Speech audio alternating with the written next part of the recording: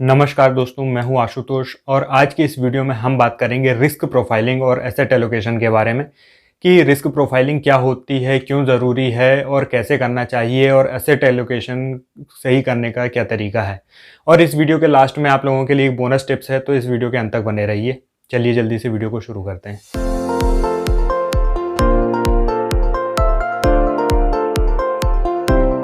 Risk profiling एक ऐसी process है जिसमें किसी भी इन्वेस्टर के बारे में यह देखा जाता है कि वो कितना रिस्क ले सकता है अपने इन्वेस्टमेंट में।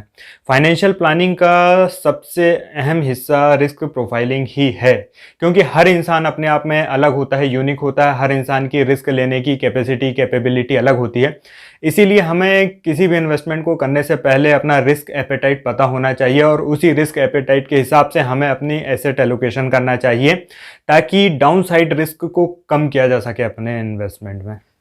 इंडिया में हम ज़्यादातर इन 4 एसेट क्लासेस में इन्वेस्टमेंट करते हैं। पहली है रियल एस्टेट, दूसरी है गोल्ड, तीसरी है फिक्स्ड इनकम इंस्ट्रूमेंट जैसे कि fixed deposit, post office schemes या फिर डेट म्यूचुअल फंड, और चौथी कैटेगरी है स्टॉक मार्केट या फिर इक्विटी म्यूचुअल फंड। तो जब भी हम कोई इन्वेस्टमेंट करते हैं किसी भी एसेट क्लास में, तो उसके साथ कुछ ना कुछ रिस्क एसोसिएटेड होते हैं।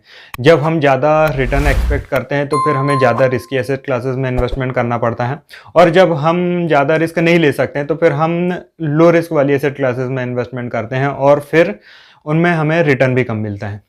यदि आप इंडिया में रहते हैं तो डेफिनेटली आपका रियल एस्टेट और गोल्ड में इन्वेस्टमेंट एक्सपोजर होगा ही, क्योंकि इंडिया में ज़्यादातर लोग अपनी एसेट्स का 50 to 70% तक पोर्शन रियल एस्टेट में रखते हैं, और ज्वेलरी के रूप में तो गोल्ड होगा ही आपके पास। तो इस वीडियो में हम सिर्फ 2 एसेट क्लासेस के बारे में बात करेंगे, इक्विटी और फिक्स्ड इनकम इंस्ट्रूमेंट जैसे कि डेट म्यूचुअल फंड, एफडी वगैरह।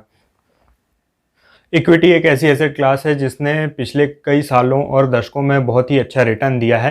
लेकिन इक्विटी में चाहे आप डायरेक्ट इन्वेस्टमेंट करें या म्यूचुअल फंड के थ्रू इन्वेस्टमेंट करें, इनके रिटर्न फिक्स नहीं होते हैं। इनमें वोलेटिलिटी होती है, समय के साथ रिटर्न कम ज़्यादा होते रहते हैं। तो इक्विटी में हम तभी इन्वेस्टमेंट करते हैं जब हमारा रिस्क एपेटाइट अच्छा हो और हमारा विज़न लॉन्ग टर्म हो। दूसरी जो कैटेगरी है फिक्स्ड इनकम कैटेगरीज की, ये कैपिटल प्रोटेक्शन ओरिएंटेड प्रोडक्ट होते हैं। इनमें फिक्स्ड रिटर्न भी मिलते हैं और साथ ही साथ इनमें कोई वोलेटिलिटी नहीं होती है। ये सेफ इन्वेस्टमेंट होते हैं। इनमें हम शॉर्ट टर्म के लिए इन्वेस्टमेंट करते हैं या फिर ऐसे समय में इन्वेस्टमेंट करते हैं जब हम बिल्कुल भी रिस्क लेना नहीं चाहते हों। इसीलिए हमें हमारी रिस्क प्रोफाइल पता होना चाहिए, ताकि उसी रिस्क एपेटाइट में हम ज़्यादा से ज़्यादा रिटर्न जनरेट कर सकें।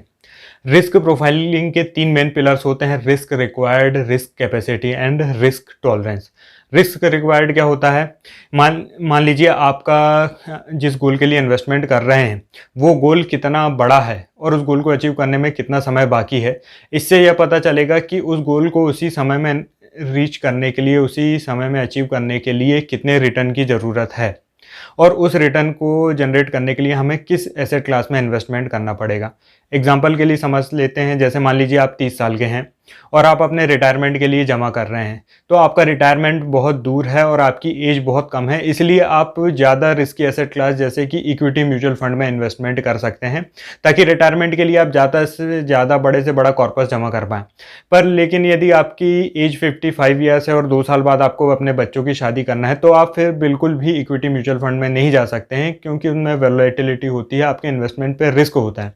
उस समय आपको डेट म्यूचुअल फंड या डेट इंस्ट्रूमेंट्स में इन्वेस्टमेंट करेगा, ताकि आपको कोई रिस्क ना रहे, भले ही उसमें आपको रिटर्न कम मिलेगा। अगला पिलर है रिस्क कैपेसिटी का। ये एक फाइनेंशियल कैरेक्टरिस्टिक है जो ये बताता है कि हम कितना रिस्क अफोर्ड कर सकते हैं। एग्जाम्पल के लिए समझते हैं, मान लीजिए एक कार है जिसकी maximum speed 100 kilometre per hour की है, लेकिन हम उसे 150 किलोमीटर पर आवर में भगाने की कोशिश करेंगे तो डेफिनेटली एक्सीडेंट के चांसेस बनेंगे।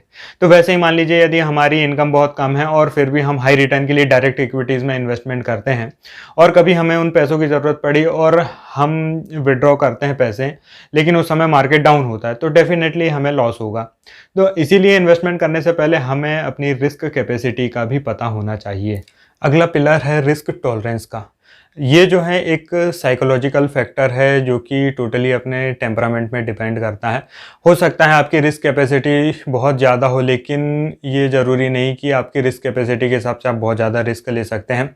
हो सकता है कि आप इक्विटीज़ में इन्वेस्टमेंट करते हो और 50% की भी वोलेटिलिटी होती है तो आपको कोई फ़र्क ना पड़े और आप लंबे समय तक इन्वेस्टेड रहें, या फिर ये भी हो सकता है कि 5-10% के मार्केट डाउन होने में ही आपको रातों की नींद आना मुश्किल हो जाए।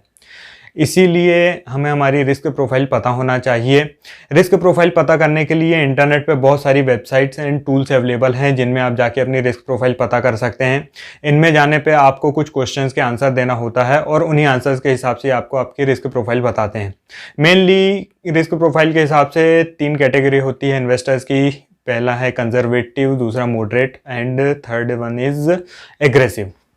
यदि आपकी रिस्क प्रोफाइल कंजर्वेटिव है, आप कंजर्वेटिव इन्वेस्टर हैं, तो आपके इन्वेस्टमेंट का गोल कैपिटल प्रोटेक्शन होना चाहिए और आपको ऐसी जगह इन्वेस्टमेंट करना चाहिए जहां पे कैपिटल प्रोटेक्शन हो। फिक्स्ड इनकम कैटेगरीज के जो इंस्ट्रूमेंट होते हैं जैसे कि फिक्स्ड डिपॉजिट या डेब्ट इंस्ट्रूमेंट, आपको वहां इन्वेस्टमेंट करना चाहिए और कम से कम अपनी एसेट्स का 80 to 90% हिस्सा इनमें इन्वेस्टमेंट करना चाहिए। यदि आपकी रिस्क प्रोफाइल मॉडरेट है, आप मॉडरेट रिस्क के इन्वेस्टर हैं, तो इसका मतलब यह है कि आप एवरेज रिस्क बेयर कर सकते हैं। आप अपनी एसेट्स का 50-50% हिस्सा फिक्स्ड इनकम कैटेगरीज और इक्विटीज़ में इन्वेस्टमेंट कर सकते हैं, जो कि आपको डेफिनेटली कंजर्वेटिव इन्वेस्टमेंट से ज़्यादा रिटर्न जनरेट करने में मदद करेंगे। यदि आपकी रिस्क प्रोफाइल एग्रेसिव है, आप एग्रेसिव इन्वेस्टर हैं, तो आप अपनी एसेट्स का 80-90 यहाँ तक कि 100% हिस्सा भी इक्विटीज़ में इन्वेस्टमेंट कर सकते हैं, जो कि आपको हायर रिटर्न जनरेट करने में, अचीव करने में मदद करेगा। अब बात आती है बोनस टिप्स की। तो यदि मान लीजिए आपको अपनी रिस्क प्रोफाइल पता नहीं या आप अनश्योर हैं अपनी रिस्क प्रोफाइल के बारे में, तो आप मान के चलिए कि आप कंजर्वेटिव इन्वेस्टर हैं और उसी टाइप का एसेट एलोकेशन फॉलो करें। क्योंकि क्या होता है, शुरू के 2 से 3 साल के जो इन्वेस्टमेंट का जो समय रहता है वो बहुत ही इम्पोर्टेंट होता है। इसीलिए 100% इक्विटी में ना जाकर कुछ पोर्शन तो अपना डेब्ट में ज़रूर रखें ही। आप एक जनरलाइज फार्मूला को भी फॉलो कर सकते हैं जिसमें आप अपनी एज को 100 से सब्सट्रैक्ट करें। मान लीजिए आपकी एज 30 है, तो अपनी एसेट्स का 30% पोर्शन आप इन्वेस्ट कर रहे हैं डेब्ट में और 100 से सब्सट्रैक्ट करने के बाद जो रिमेनिंग बचा 70, तो 70% पोर्शन आप इन्वेस्टमेंट करें इक्विटीज़ में। और वैसे ही अपनी एज के अकॉर्डिंग आप अपने इन्वेस्टमेंट को एडजस्ट करते रहें। आई होप कि आप रिस्क प्रोफाइलिंग और एसेट एलोकेशन के बारे में समझ गए होंगे। यदि इस वीडियो से रिलेटेड या इन्वेस्टमेंट से रिलेटेड आपका कोई भी डाउट है तो नीचे कमेंट करके या नीचे दिए व्हाट्सएप नंबर में आप पूछ सकते हैं। यदि इस तरह के वीडियोज़ आप और भी देखना चाहते हैं तो इस चैनल को सब्सक्राइब करें और बेल आइकॉन को प्रेस करें। धन्यवाद।